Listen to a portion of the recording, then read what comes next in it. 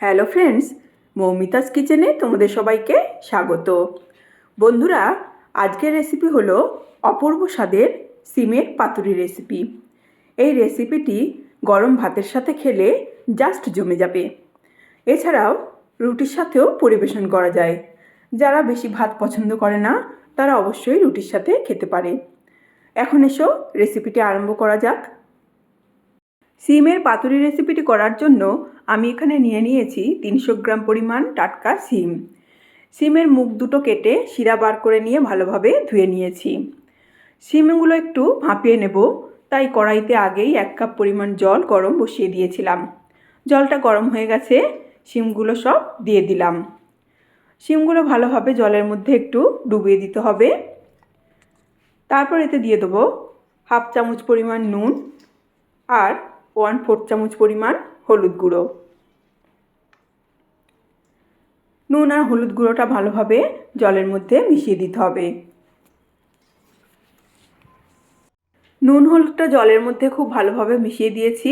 এখন সিমগুলো ভাপানোর জন্য medium flame করে 5 মিনিটের জন্য চাপা দিয়ে দেবো। সিমটা ভাপা হতে হতে এই রেসিপির জন্য একটা পেস্ট রেডি করে নেব। পেস্ট বানানোর জন্য নিয়েছি একটা মিক্সার জার। এখন এর মধ্যে নিয়ে নেব 2 টেবিল চামচ পরিমাণ সাদা সর্ষে আর 1 টেবিল চামচ পরিমাণ পোস্তদানা। বন্ধুরা, আমি বেশি সাদা সর্ষে ব্যবহার করি, তাই এখানে সাদা সর্ষে নিলাম। তোমরা চাইলে কালো সর্ষেও ব্যবহার করতে পারো। প্রথমে সর্ষে আর পোস্তটা গুঁড়ো করে নিয়েছি। এখন এতে দিয়ে দেবো 4টে কাঁচা লঙ্কা আর 4-5 টুকরো কাঁচা নারকেল। এখন একটু জল দিয়ে পেস্ট করে নেব। সিমগুলো সব জল ঝরিয়ে নামিয়ে নিয়েছি। দেখো বন্ধুরা, সিমগুলো একটু ক্রাঞ্চি আছে, একদম নরম সিদ্ধ করবার দরকার নেই। কড়াই পরিষ্কার করে গ্যাস ওভেনে বসিয়ে দিয়েছি। এখন কড়াইতে দিয়ে দেবো 2 টেবিল চামচ পরিমাণ সর্ষের তেল। তেলটা একটু ভালোভাবে গরম হলে দিয়ে দেবো সব ফোড়নগুলো। ফোড়নের জন্য দিয়ে দেবো 1/2 চামচ পরিমাণ কালো জিরা আর 2টো শুকনো লঙ্কা। মিডিয়াম ফ্লেমে ফোড়নটা 10-15 সেকেন্ড ভালোভাবে ভাজা হলে এর থেকে খুব সুন্দর একটা গন্ধ বেরোবে। তারপর এতে দিয়ে দেবো সব শিমগুলো। বন্ধুরা, শিমগুলো একটু ক্রাঞ্চি থাকলে এর মধ্যে যে পাতুলির মশলাটা দেওয়া হবে সেই মশলার ফ্লেভারটা খুব সুন্দরভাবে শিমের মধ্যে ঢুকে রেসিপিটা অপূর্ব স্বাদের তৈরি হবে।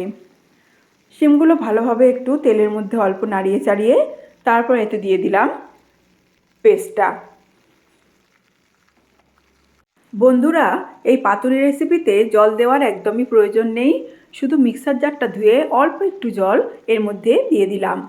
আর এতে দিয়ে দেবো 1/2 চামচ পরিমাণ হলুদ গুঁড়ো আর 1/2 চামচ পরিমাণ নুন। ও বন্ধুরা, বলা হয়নি, পেস্ট করবার সময় 1/4 চামচ নুন পেস্টের মধ্যে দিয়ে দিয়েছিলাম। আর দিয়ে দিলাম 3টে চেরা কাঁচা লঙ্কা। এখন পেস্টের সাথে সিমগুলো খুব ভালোভাবে মিশিয়ে দিতে হবে। খুব ভালোভাবে মিশিয়ে দেওয়ার পর তারপর এটা 5 মিনিটের জন্য চাপা দিয়ে দেবো। নুন হলুদ আর পেস্টটা খুব ভালোভাবে সিমের সাথে মিশিয়ে দিয়েছি। এখন এতে দিয়ে দেবো 1 টেবিল চামচ পরিমাণ সর্ষের তেল। বন্ধুরা, পাতুরি রেসিপিতে কাঁচা সর্ষের তেল দিলে সেই রেসিপির স্বাদ খুব ভালো হয়, তাই সর্ষের তেল অবশ্যই দিতে হবে। এখন স্লো ফ্লেম করে 5 মিনিটের জন্য চাপা দিয়ে দেব। 5 মিনিট পরে চাপা খুলে রেসিপিটা একটু উল্টে পাল্টে দেব। দেখো বন্ধুরা, রেসিপির স্ট্রাকচারটা কত সুন্দর হয়েছে আর রেসিপিতে কোনো রসভাবও নেই। ভালোভাবে একটু উল্টে পাল্টে দেব। আর সিমগুলো সব আস্তেই রয়েছে। এরপর এতে দিয়ে দেবো 1 মুঠো পরিমাণ ধনেপাতা কুচি আর 1 টেবিল চামচ পরিমাণ কাঁচা সর্ষের তেল। তো বন্ধুরা, আমার আজকের এই সিমের পাতুরি রেসিপিটি তোমাদের যদি ভালো লেগে থাকে তাহলে অবশ্যই লাইক, শেয়ার, কমেন্ট ও সাবস্ক্রাইব করে দেওয়ার অনুরোধ রইল। আর বন্ধুরা, অবশ্যই একবার ট্রাই করে দেখো, ভালো লাগলে কমেন্ট করে জানিও। এখন এটা স্লো ফ্লেমেই 2 মিনিটের জন্য চাপা দিয়ে দেব।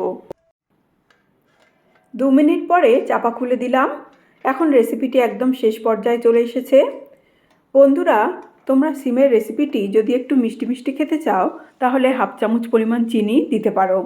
আমি এখানে কোনো মিষ্টি দিলাম না, কারণ নারকেলের মধ্যে একটু মিষ্টত্ব ভাব থাকে। সেই মিষ্টত্ব ভাবেই রেসিপিটি স্বাদিষ্ট হবে। রেসিপিটি এখন পরিবেশনের জন্য একদম রেডি হয়ে গেছে বন্ধুরা। গ্যাসের ফ্লেম বন্ধ করে দিলাম। আজ তাহলে আসি, নমস্কার।